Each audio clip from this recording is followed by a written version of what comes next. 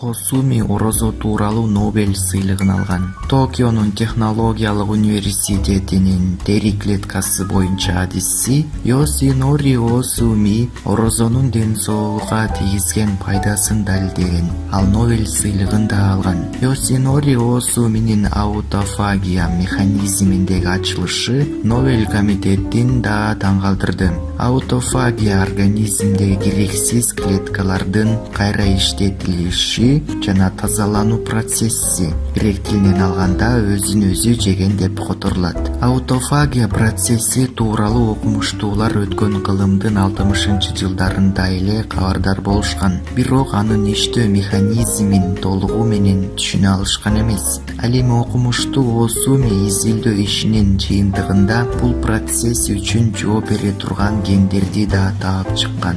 Улуу жаратуучубуз адамдын организмин ушунчалык уникалдуу кылып жараткан экен. Организм өзүнө зыян алып келген ашыкча заттар менен адамдын катышуусу жок эле автоматтуу түрдө күрөшүү жөндөмдүүлүгүнө ээ экен. Йосинори Осуминин ачылышына таянсак, клеткалардагы таштанды заттар атайын аутофагосома деген капка чогулуп, лизосома контейнерине жайгашат. Лизосомада таштанды заттар өзүнөн өзү жок болот же кайра иштетилет. Кайра иштетилген заттар жаңы клеткалардын пайда болуусу үчүн куруучу блок кызматын аткарат. Аутофагиянын аркасында организм түрдүү инфекциялар менен токсиндерден кутулат. Ал эми бул пайдалуу процесс организм стрессти сезгенде, мисалы ачка болгондо интенсивдүү түрдө иштей баштайт. Адам ачка болгондо клетка өзүнүн керексиз ресурстарынан энергия бөлүп алардан арылат.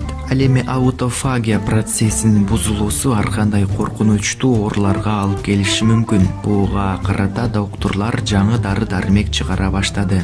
Осуминин Нобель сыйлыгынын алышы менен бир катар чет өлкөлүк маалымат сайттары Осуми рак оорусун айыктыра турган жаңы жана карлыкты жайланткан дары-дармектин пайда болушуна өбөлгө түздү деген маалыматтар чыга баштады. Бирок эч кандай дары-дармектерсиз эле орозо кармоо менен бул нерсени алдын алып койсо болорун мусулмандар жакшы билишет экен. Анткени пайгамбарыбыздын орозо кармагыла ден соолукта болосуңар деген насааты бош сөз эмес.